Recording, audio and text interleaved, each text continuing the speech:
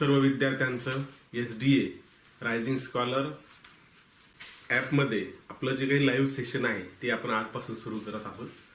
आता झूमवर आपला पिरियड होणार नाही. आपला जो पिरियड आहे तर तो लाईव्ह क्लासमध्ये होणार आहे. ज्या ज्या मुलांनी लाईव्ह क्लासमध्ये आले त्या सर्वांचं स्वागत. बाकीच्या मुलांना थोडंसं वेळ लागेल, परंतु ते देखील थोड्याच वेळात आपल्या या सेशनमध्ये जॉईन होतील. बघा विद्यार्थी मित्रांनो, आजचं जे काही आपलं जे सेशन आहे तर ते आपण जी आपली मातृभाषा आहे बघा मराठी, बरोबर, त्या संदर्भात आपण घेणार आहोत. आपण जर बुद्धिमत्ता चाचणी आणि इंग्रजी हे जे दोन विषय आहेत तर ते पेपर 2 साठी असतात. तसं पेपर 1 साठी जे दोन विषय असतात तर ते म्हणजे मराठी आणि गणित, बरोबर. मराठी जे मराठी माध्यमाची मुलं आहे त्यांच्यासाठी मराठी ही प्रथम भाषा आहे, बरोबर. तसं इंग्रजी माध्यमाच्या मुलांसाठी ही भाषा तृतीय भाषा आहे. येते लक्षात. मग आपण आपली माय मराठी किंवा जी मातृभाषा आहे त्यासाठीची जी काही महाराष्ट्र राज्य परीक्षा परिषदेने जे काही गुण ठरवून दिलेले आहेत तर ते साधारणतः बघा 50 गुण असतात आणि 25 प्रश्न असतात. आपण एकूणच जर त्यांचा सगळा अभ्यासक्रम जर बघितला तर आपल्याला जो काही पहिला घटक आहे तर तो पहिल्या घटकाचं जे नाव आहे बघा, वाचून कल्पना व संकल्पना स्पष्ट करणे, यावर आधारित 4 उपघटक आहेत. त्यामध्ये सुरुवातीला उतारा असतो, त्यानंतर कविता असते, त्यानंतर संवादावर आधारित प्रश्न असतात, त्यानंतर परिच्छेदावर आधारित प्रश्न असतात.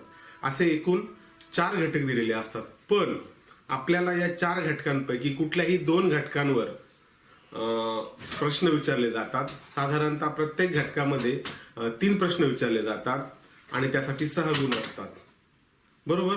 तर अशा पद्धतीने आपण या पुढे जाणार आहोत. तर आपण अभ्यास हा 4ही घटकांचा करणार आहोत, जेणेकरून कुठल्याही 2 उपघटकांवर प्रश्न जर आपल्याला विचारले तर त्या प्रश्नांची उत्तरं आपल्याला देता आली पाहिजे.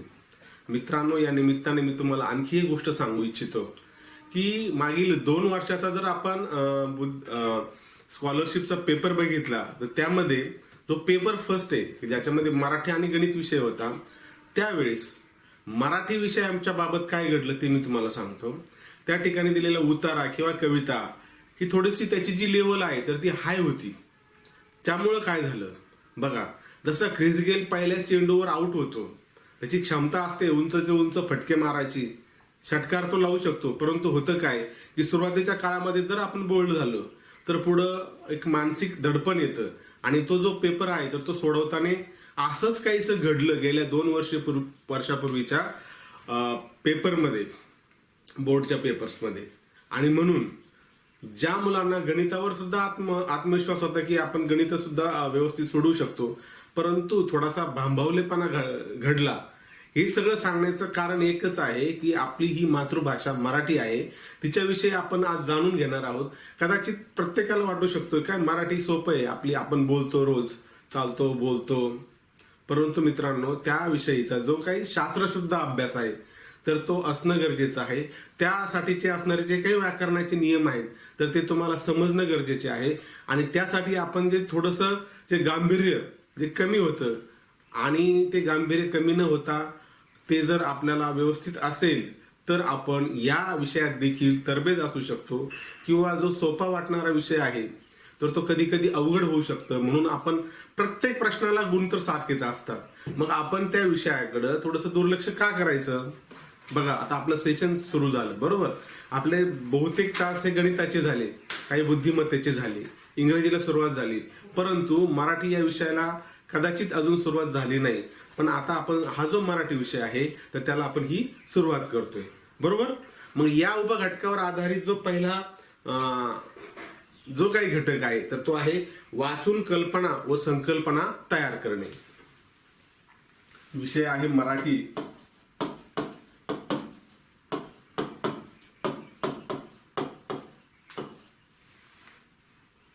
याला प्रथम भाषा असंही म्हटलं जातं.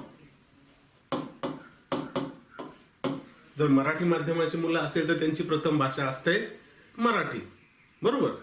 आणि जर ती इंग्रजी माध्यमाची मुलं असेल तर त्यांचा मराठी हा विषय तृतीय भाषा असतो. बरोबर. काही मुलं सीबीएसईचे देखील या क्लासला जॉईन झालेले आहेत किंवा जे इंग्रजी माध्यमातून ही परीक्षा देणार आहेत त्यांच्यासाठी सांगतो, हा जो मराठी विषय आहे तर त्यांना तृतीय भाषा म्हणून असं असणार आहे आणि मराठी माध्यमाच्या मुलांना हा प्रथम भाषा म्हणून असणार आहे.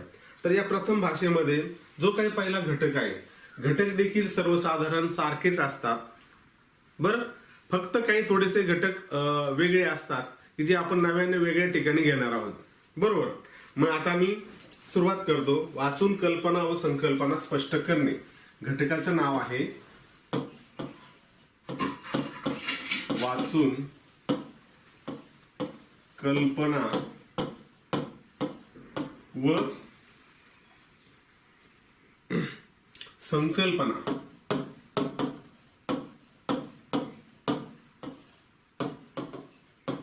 स्पष्ट करणे. मग याच्यावर जो काही पहिला उपघटक आहे तो आहे उतारा व त्यावर आधारित प्रश्न.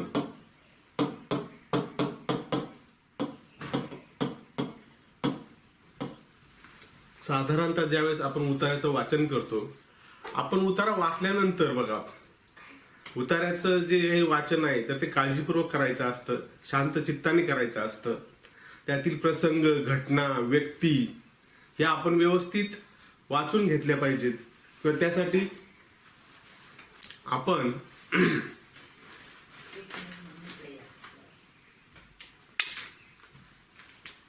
वाचून घेतल्यानंतर आपण त्या प्रश्नांची उत्तरं द्यायची असतात.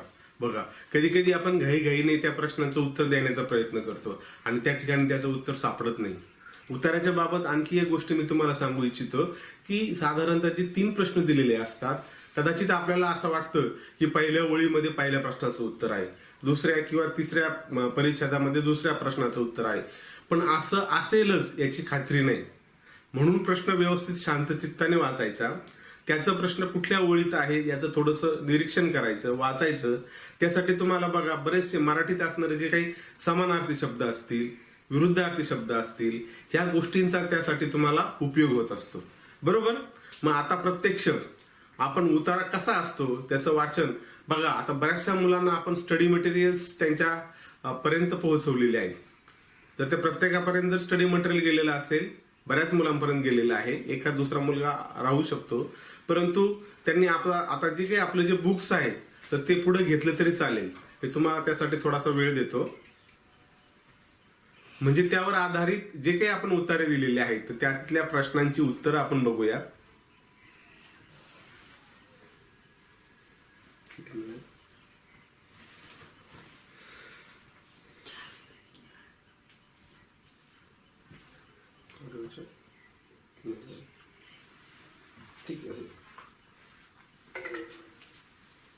बघा, बऱ्याच मुलांनी बुक्स घेतलेली असतील किंवा समोर आलेली असेल. बघा, वाचून कल्पना व संकल्पना स्पष्ट करणे. मी एक उतारा वाचतोय, बरोबर. त्या उतार्याचं तुम्ही शांतपणे थोडंसं निरीक्षण करायचंय किंवा ऐकायचंय. बरोबर. तुमचं जे काही श्रवण कौशल्य आहे ते ह्या निमित्ताने आपण बघू. खालील उतारा वाचून त्या खाली दिलेल्या प्रश्नांची उत्तरे द्या, अशा पद्धतीचं ते स्वरूप असतं. पावसाळा संपतो आणि निसर्ग हिरव्या रंगाची मुक्त उधळण करत येतो. पान नंबर 7 वर पहिला उतारा आहे. परत एकदा मी सांगतो, तुमची बुक्स जी दिलेली असतील ते समोर घ्या. मी तो जो काही उतारा आहे तर तो वाचतोय. बघा, मी उताराला सुरुवात करतो. खालील उतारा वाचून त्या खाली दिलेल्या प्रश्नांची उत्तरे द्या. पावसाळा संपतो आणि निसर्ग हिरव्या रंगाची मुक्त उधळण करत येतो. सरोवरे, शेती, नद्या, नाले या ठिकाणी हिरव्या रंगाची जणू मुक्त प्रदर्शन भरते. हिरव्या रंगाची विशाल वस्त्रे परिधान करून उभे असलेले गिरिराज, त्याचप्रमाणे हिरवा शालू नेसलेली शेते आणि त्यांच्या कडेला फुललेली तरड, तेरडा, तीळ, झेंडू यांची पिवळी फुले म्हणजे हिरव्या साडीची पिवळी किनारच जणू. सरोवरातील विविध रंगी कमळे पाहून मन आनंदाने तृप्त होऊन जाते. कमळाचा वर्तुळाकार पानांनी भरलेली सरोवरी पाहिली की असे वाटते या निसर्ग सुंदरीच्या कपाळावर कुणीतरी हिरवी टिकली गोंदली आहे. जास्वंदीच्या झाडातून डोकावून पाहणारी तिची लाल फुले पाहून वाटते. लाल तुऱ्याचा हा कोंबडा जणू पहाटेची बाग देत आहे. झऱ्याच्या झुळझुळू वाहणाऱ्या पाण्याचा आवाज ऐकून वाटते वनराणी जणू पायात चाळ घालून नृत्य करत आहे. तुरे नाचवणारी लिलीची पांढरी शुभ्र फुले पाण्याच्या कारंजाची आठवण करून देतात. उद्यानातील मोगरा, जाई, जुई इत्यादींच्या फुलवेलींवरील फुले पाहून सुंदर ललना टपोरी फुले केसात माळून नटल्या आहेत असे वाटते. असा हा निसर्ग सौंदर्याचा उत्तम आविष्कार पाहून डोळ्यांचे पारणे फिटले. बघा, अशा पद्धतीचा जो काही उतारा आहे हा मी याचं वाचन केलेलं आहे. स्टडी मटेरियल तुमच्या समोर असेल. त्यातला मी आता पहिला प्रश्न तुम्हाला विचारतो. चॅटद्वारे त्या प्रश्नाचं उत्तर टाका. कदाचित काही गोष्टी सोडून दिलेल्या आहेत, परंतु समजून घेण्याच्या दृष्टिकोनातून आपण हा पहिला उतारा घेतोय. प्रश्न असा आहे बघा, हिरव्या रंगाचे मुक्त प्रदर्शन कधी भरते? आणि पर्याय आहेत: 1. पावसाळ्याच्या सुरुवातीला, 2. हिवाळा संपतो तेव्हा, 3. उन्हाळ्याच्या सुरुवातीला आणि 4. हिवाळ्याच्या सुरुवातीला.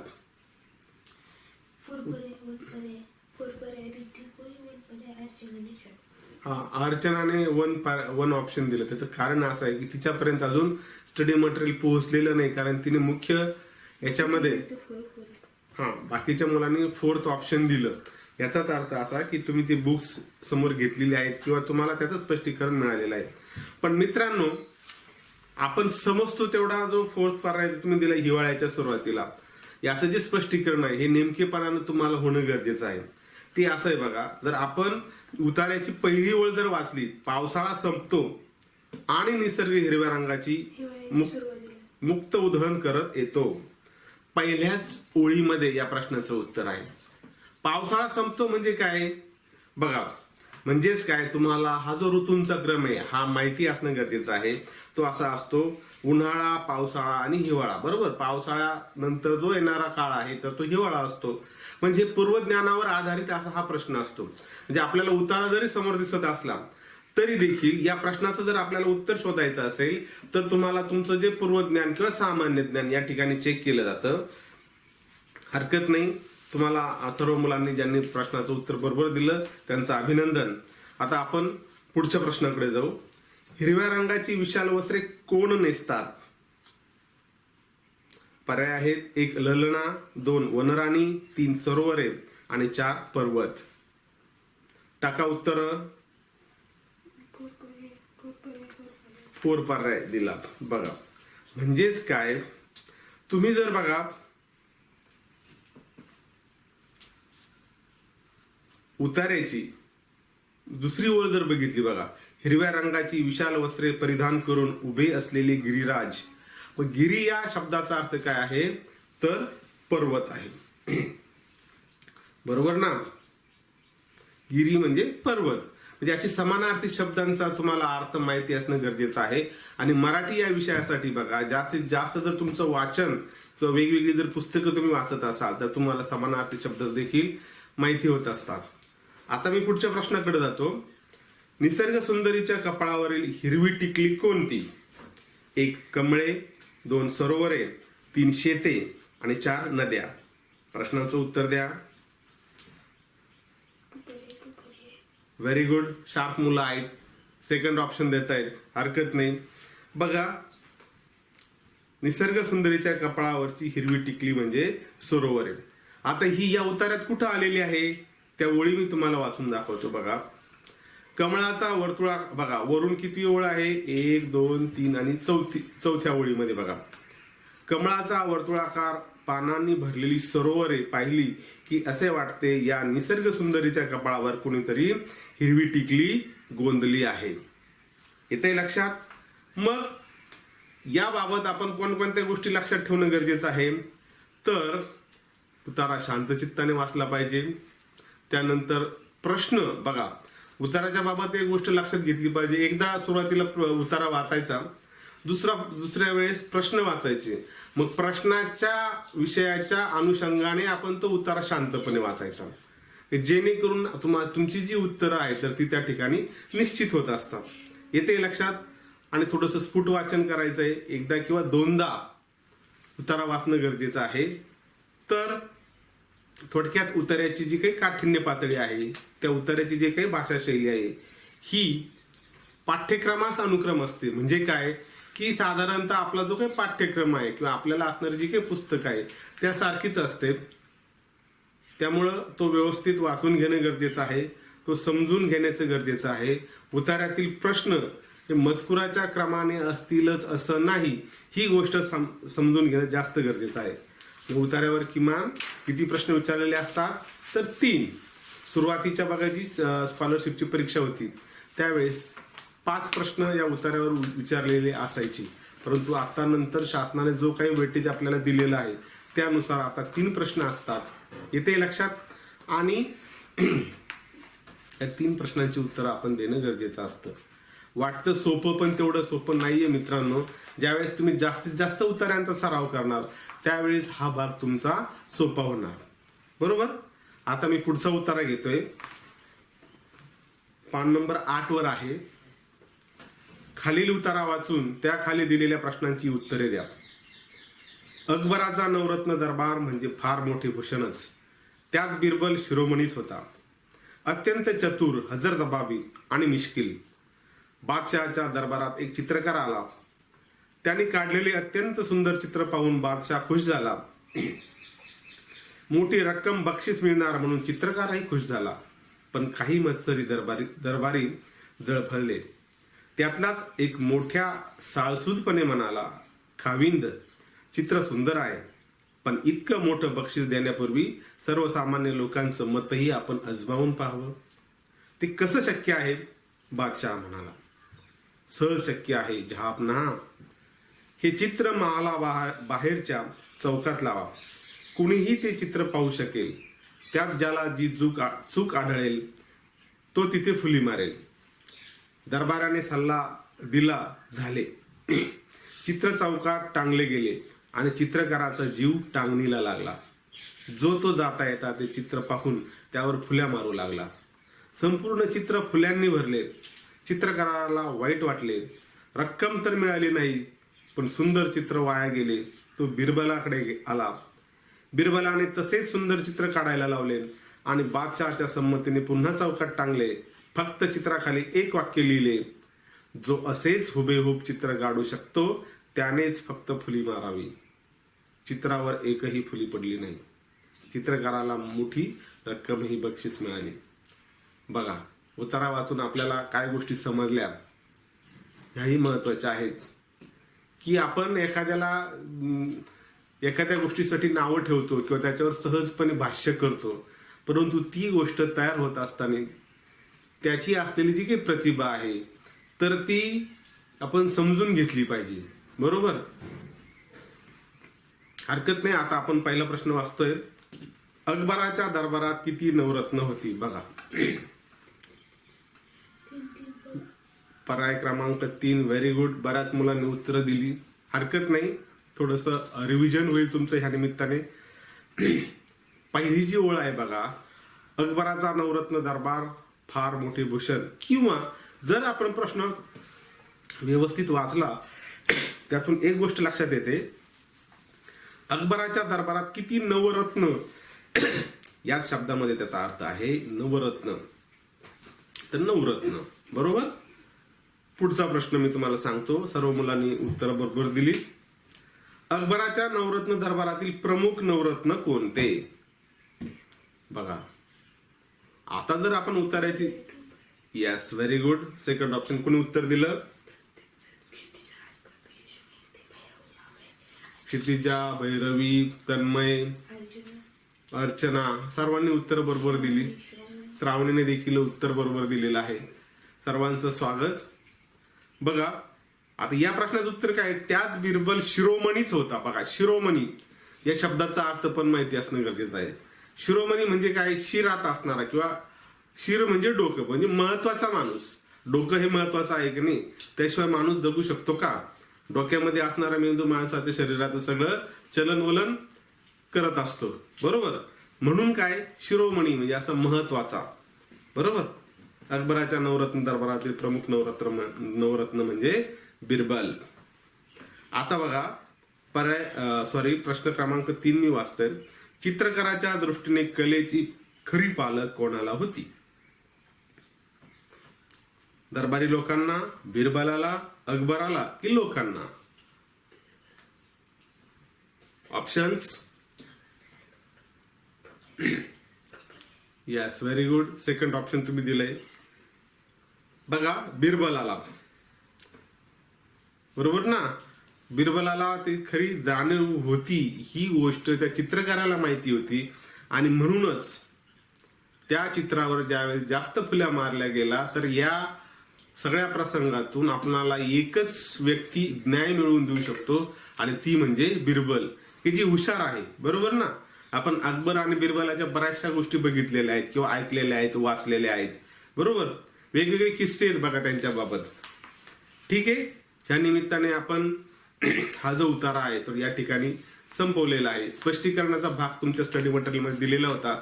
आता मात्र तुमची खरी ओळख किंवा खरी जे प्रश्नांची जी उत्तरं आहे तर ती असणार आहेत. मी पुढचा प्रश्न वाचतोय, पुढचा अगोदर उतारा वाचतोय आणि नंतर आपण त्या खाली प्रश्नांची उत्तरं बघू. साधारणतः बघा, मी एक ठराविक काही उत्तरे घेणार आहे आणि त्या पुढील उतार्यांचं जे उत्तर आहे किंवा त्याचं जे काही आहे हे तुम्ही स्वतः घरी सोडवायचं आहे. बरोबर? पुढचा एक उतारा घेतो, अभ्यास 1.1 मधला सराव प्रश्नामधला पहिला उतारा. स्वामी विवेकानंदांची गोष्ट आहे. विवेकानंद अमेरिकेला जाण्यापूर्वी आपल्या गुरुपत्नीचा आशीर्वाद घेण्यासाठी त्यांच्या घरी गेले. स्वामीजी परत यायला निघाले तेव्हा शारदा देवींनी फडताळावरची सुरी आणून देतोस असं म्हणून विचारले. होकारार्थी मान हलवीत विवेकानंदांनी सुरी दिली. शाब्बास नरेंद्र, शारदा देवी म्हणाल्या. यात शाबासकी देण्यासारखी काय आहे असे विवेकानंदांना वाटले. ते प्रश्नार्थक चेहऱ्याने शारदा देवींकडे बघू लागले.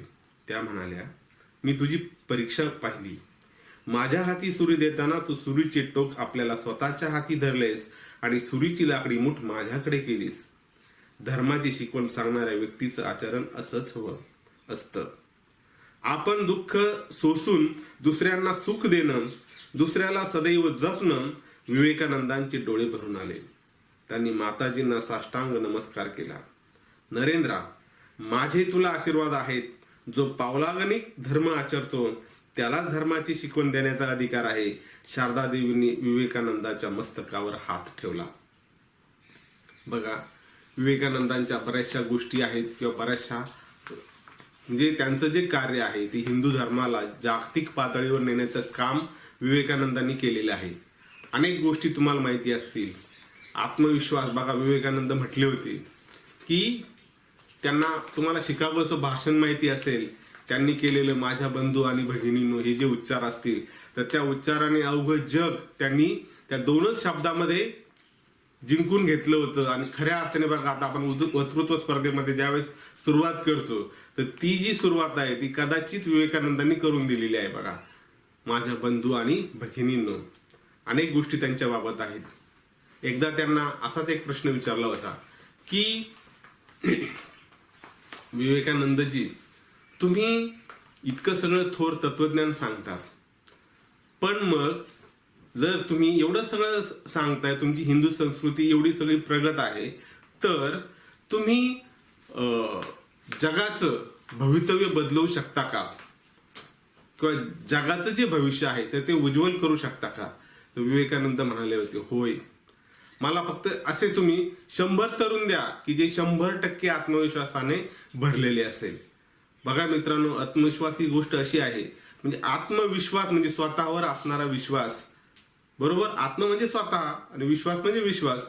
म्हणजे आत्मविश्वास असणं किंवा कॉन्फिडन्स बिल्डअप करणं ही जी गोष्ट ही विवेकानंदांनी सांगितली होती. आणि जर माझ्याकडे असे 100 तरुण असेल तर मी भारताचंच काय तर अख्ख्या जगाचं भविष्य बदलवू शकतो असे म्हणणारे ते विवेकानंद आहेत. विवेकानंदांच्या बाबत खूप गोष्टी आहेत, त्या ज्या काही आपण पुढे आपल्या ज्या लेक्चर्स मध्ये होतील त्यामध्ये त्या गोष्टी थोड्याफार येतील. पण आता थोडंसं विषयांतर होतंय, आपण प्रत्यक्ष उताराकडे जाऊया.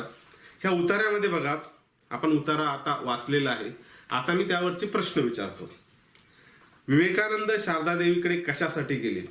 पर्याय 1 निरोप घेण्यासाठी, पर्याय 2 महत्वाच्या कामासाठी, पर्याय 3 आशीर्वाद घेण्यासाठी आणि पर्याय 4 परवानगी मागण्यासाठी. बऱ्याचशा मुलांनी पर्याय क्रमांक 3 हे उत्तर दिलेलं आहे. येस, ओमकार कोरडे त्याने सुद्धा उत्तर बरोबर दिलेलं आहे. पियुषने दिलं, यस, पियुष मेंगडेने दिलं, रिद्धीने दिलं, हरकत नाही, तन्मयने दिलं, भरपूर, यस. अच्छा, तन्मयने निरोप घेण्यासाठी एक पर्याय दिला. बघा, आता मात्र आपण थोडंसं या उतार्याचं थोडंसं परत एकदा निरीक्षण करणं गरजेचं आहे. बघ तन्मय, पहिली जर ओळ आपण उतार्याची बघितली, स्वामी विवेकानंदाची गोष्ट आहे. विवेकानंद अमेरिकेला जाण्यापूर्वी आपल्या गुरुपत्नीचा आशीर्वाद घेण्यासाठी त्यांच्या घरी गेले. मग काय आशीर्वाद घेण्यासाठी हा पर्याय क्रमांक 3 आहे. येते लक्षात तन्मय? बरोबर. बघ, वाचल्यानंतर तुला पहिल्या ओळीमध्ये त्या प्रश्नाचं उत्तर मिळेल. आशीर्वाद घेण्यासाठी, बरोबर, निरोप घेण्यासाठी नव्हे. बरोबर, आशीर्वाद घेण्यासाठी त्यांच्या घरी गेले. मग असं थोडीशी संदिग्धता असते. बघा, आपण थोडस जर फास्ट विचार करत गेलो ना, तर कदाचित आपली जी विचार करण्याची जी शृंखला आहे ती आणि प्रत्यक्ष उत्तरात असणारा जो काही प्रसंग आहे तो, याचं साम्य हे आपल्याला होणं गरजेचं आहे, किंवा तो त्या निष्कर्षापर्यंत आपण जाणं गरजेचं आहे. थोडंसं संदिग्ध वाटतं, की आपल्याला वाटतं की हा आता त्यांना बाहेर जायचं होतं म्हणजे ते निरोप घेण्यासाठीच गेलेले असतील. परंतु बघा, विवेकानंद इथे क्लिअर म्हटलंय, आपल्या गुरुपत्नीचा आशीर्वाद घेण्यासाठी त्यांच्या घरी गेले, म्हणजेच पर्याय क्रमांक 3 हे अचूक उत्तर आहे. ठीक आहे, आता मी पुढचा प्रश्न तुम्हाला वाचतोय.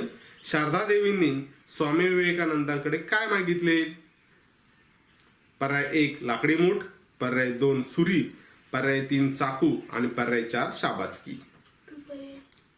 Very good. कोणी दिलं? सर्वांनीच दुसरा पर्याय दिला. Very good, very good. बऱ्याचशा मुलांनी जी काही उत्तरं दिलेली आहेत, यस यस, अर्चना, भैरवी, क्षितिजा, सिद्धी.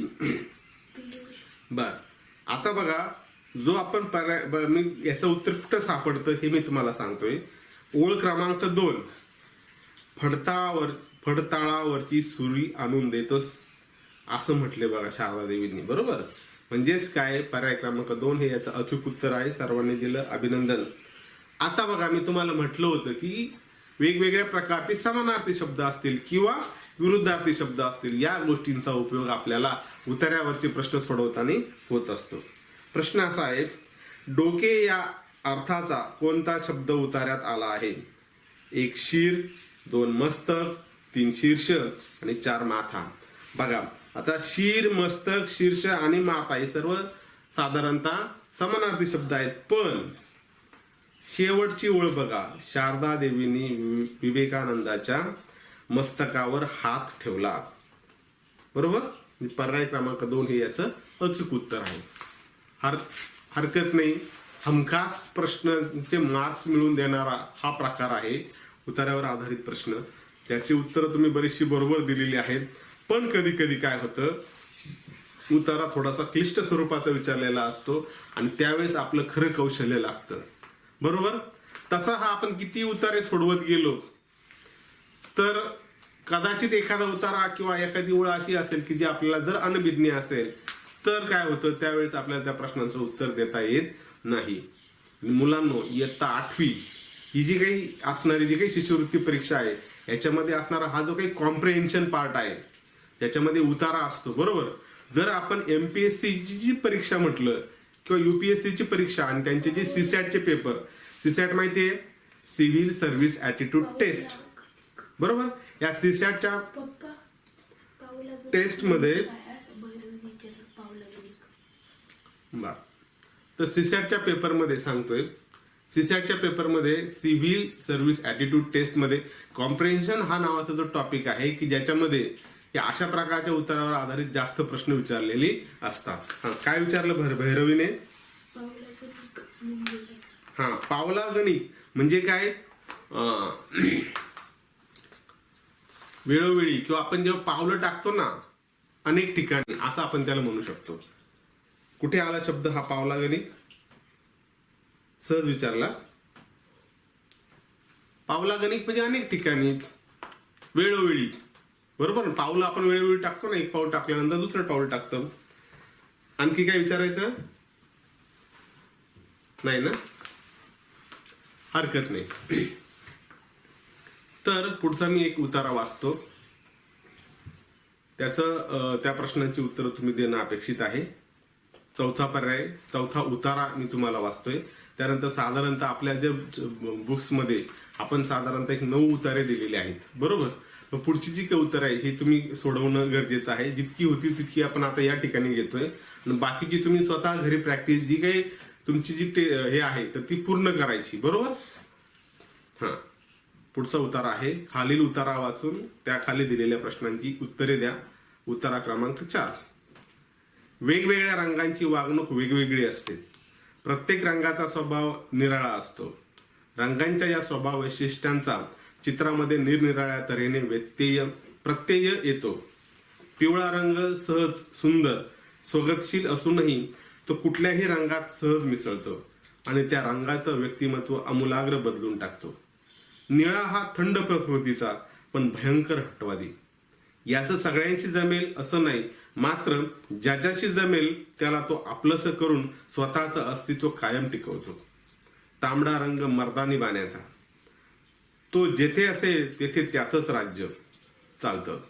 लाल रंग निष्ठुर, गर्विष्ठ पण अतिशय सरळ, प्रामाणिक वाटतो. लाल रंगाला सहसा तडजोड मान्य नसते.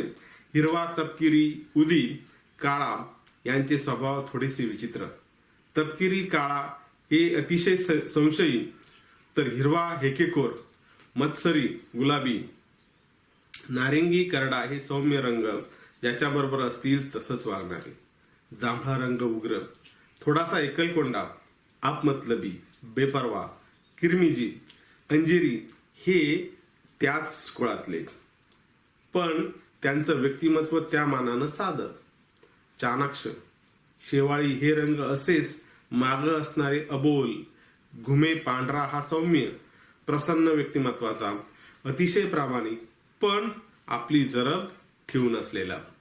पांढऱ्या रंगाचं सगळ्यांशी सारखंच नातं असतं, सारखी जवळीक पण वचकही तितकाच. उत्तराचं आपण वाचन केलं. प्रश्न मी तुम्हाला विचारतोय, जरब ठेवणारा रंग कोणता? बघा, मी तुम्हाला मागाशीच म्हटलं होतं, पर्याय देतोय. पर्याय क्रमांक 1 लाल, पर्याय क्रमांक 2 पिवळा, पर्याय क्रमांक 3 नारिंगी आणि पर्याय क्रमांक 4 पांढरा. 4th ऑप्शन दिलं. या निमित्ताने तुम्हाला एक गोष्ट मी जी सांगितली होती ती लक्षात आली असेल की बघा, प्रश्न पहिला आहे पण उत्तर कुठं आहे? शेवटच्या ओळीमध्ये. पांढऱ्या रंगाचं सगळ्यांशी सारखंच नातं असतं, सारखीच जवळीक पण वचकही तितकाच. म्हणजेच काय? वचक आणि जरब, दहशत, बरोबर. पर्याय क्रमांक 4 ज्या मुलांनी उत्तर दिलं त्या सर्वांचं कौतुक. निळ्या रंगाचे स्वभाव वैशिष्ट्ये कोणते? मी पर्याय सांगतोय. 1 एकलकोंडा, 2 बेपरवा, 3 आपमतलबी आणि 4 हटवादी. Very good. बघा, उतार्याची ओळ क्रमांक 3. निळा हा थंड प्रकृतीचा पण भयंकर हटवादी. म्हणजेच काय? पर्याय क्रमांक 4 हे त्या प्रश्नाचं उत्तर. Very good. सहज, सुंदर व स्वगतशील स्वभावाचा रंग कोणता? पर्याय 1 तांबडा, 2 पिवळा, 3 काळा आणि 4 हिरवा. टाका उत्तर. Very good. Second option. बघा, बराच आता तुम्ही 8वीची मुलं आहेत, 5वीलाही उतार्यावरती प्रश्न तुम्हाला येऊन गेलेले आहेत, त्यामुळं थोडस तुम्ही फास्ट उत्तर देताय, हरकत नाही. छान. मला वाटतं आणखी एक उतारा होईल, आपण मी तो उतारा घेतोय. खालील उतारा वाचून त्या खाली दिलेल्या प्रश्नांची उत्तरे द्या. गाडगे महाराज हे समाज सुधारक संत होऊन गेले. दारिद्र्य, अज्ञान, अंधश्रद्धा, देवधर्म, कर्मकांड, भोळेपणा, जातपात व व्यसने यात बुडून गेलेल्या समाजाला त्यांनी नवा मार्ग दाखवला. त्यासाठी त्यांनी केवळ भाषणबाजी केली नाही, त्यांच्या हातातील खराटा हेच त्यांचे साधन होते. गावातील गलिच्छ वस्त्या ते झाडून स्वच्छ करीत. पुढे जनमानसातील कचरा साफ करण्याचे अखंड व्रत आयुष्यभर चालवले. फुकटचे त्यांनी स्वतः कधी खाल्ले नाही व इतरांना खाऊ दिले नाही. श्रमाला प्रतिष्ठा प्राप्त करून दिली. गरिबीचे मूळ अज्ञानात, व्यसनात, गलिच्छपणात व आळसात आहे हे त्यांनी लोकांना पटवले. लक्षावधी रुपये वर्गणी रूपाने जमवून त्यांनी धर्मशाळा, गोशाळा, पाठशाळा, पानपोया बांधल्या व लोकहिताची कामे केली. यात्रा, मेळे यांना ते जात ते जनता जनार्दनांच्या सेवेसाठी. आंधळ्याची, अपंगाची, रंजल्या गांजल्याची सेवा हीच त्यांनी विठ्ठलाची भक्ती मानली. लक्षावधी रुपये जमून त्यातील पैचाही विनियोग त्यांनी कधी स्वतःसाठी केला नाही. पैचा हिशोब ते वहीत टिपून ठेवीत. ती चौपडी सदैव त्यांच्या गळ्यात अडकवलेली असे. कुणीही येऊन त्यांची हिशोब पाहत असे. त्यांचा व्यवहार कसा खुल्लम खुल्ला होता. स्वतःच्या बायकोने आजारपणात गोशाळेतील गायीचे दूध घेतले म्हणून तशाही अवस्थेत त्यांनी तिला सबंध गोशाळा साफ करण्याची शिक्षा दिली. सार्वजनिक जीवनात आर्थिक व्यवहार सांभाळणारा मनुष्य किती स्वच्छ असावा याचा गाडगे बाबा एक अत्युच्च आदर्शच होते. बघा, गाडगे बाबांबद्दल सर्व श्रुत आहेत, बरोबर, की स्वच्छतेचा जो खरा मंत्र आहे तर त्यांनी त्यांच्या कार्यातून दिला, बरोबर. त्यांच्या जर असं म्हटलं, त्यांच्या कुणी पाया पडायला जर आलं तर ते त्याला पाया न पडता त्याला सांगत की तू जर या ठिकाणी हा खराटा घे आणि तू जर झाडून घेतले, स्वच्छता ठेवली तर कदाचित तीच मला तुझं जे पाया पडण्याचं त्याच्यातून तुला आशीर्वाद मिळू शकतील. बघा, आजचा जो काळ आहे बघा मित्रांनो, हा कोरोना काळ किंवा जे काही संकट आपल्या भोवती उभं राहिलं, बरोबर, तर त्या संकटातही जर आपल्याला जर त्या संकटापासून जर वाचायचं असेल तर स्वच्छतेचा मंत्र जपणं गरजेचं आहे. क्लीनलीनेस काय सांगितलंय आपल्याला की हात धुवा, बरोबर ना. त्यानंतर आपल्या आजूबाजूची स्वच्छता राखा, बरोबर. सॅनिटायझेशन सांगितलेलं आहे. सांगायचा मुद्दा असा आहे की त्या काळात गाडगे महाराजांनी जे केलं ती गोष्ट करण्याची वेळ आज येऊन ठेपलेली आहे आणि आपण सर्वजण आपापल्या पद्धतीने त्या गोष्टी करतो आहोत. आणि म्हणूनच कदाचित आपण आज जी काही त्या कोरोनाची रोकथाम करू शकलो त्याचं कारण म्हणजे आपण पाळलेली स्वच्छताच आहे. बर, प्रश्न सांगतोय, हरकत नाही, विषयांतर होतंय. प्रश्न मी तुम्हाला सांगतो. गाडगे महाराजांनी गोशाळा साफ करण्याची शिक्षा कुणाला दिली? पर्याय 1 कन्येला, पर्याय 2 पत्नीला, पर्याय 3 पुत्राला की स्वतःला? व्हेरी गुड, पत्नीला. मला वाटतं सर्व हुशार मुलं आहेत. बघा, शेवटच्या ओळीमध्ये त्या प्रश्नाचं उत्तर आहे. म्हणून तशाही अवस्थेत त्यांनी तिला संबंध गोशाळा साफ करण्याची शिक्षा दिली. Very good. गाडगे महाराज यात्रेला कशासाठी जात?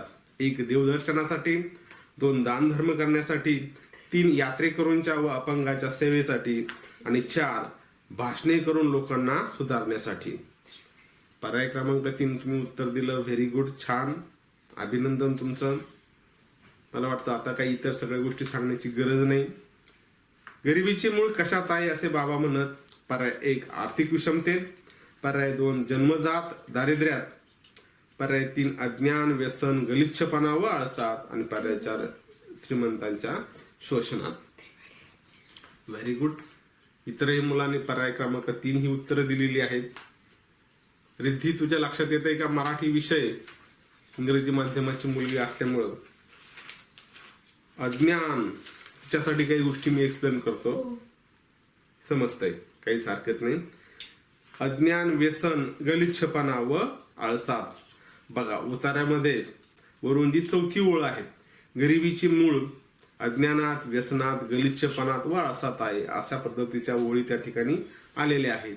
आणि त्या पद्धतीचं ते उत्तर तुम्ही बराच बघा. आता आपण 5 उतारे थोडस त्या गोष्टीचं बघितलेलं आहे. उरलेले जे काही 6 ते 9 उतारे आहेत हे तुम्ही स्वतः घरी त्याचा अभ्यास करायचा आहे. त्या खाली दिलेल्या प्रश्नांची उत्तरं सोडवायची.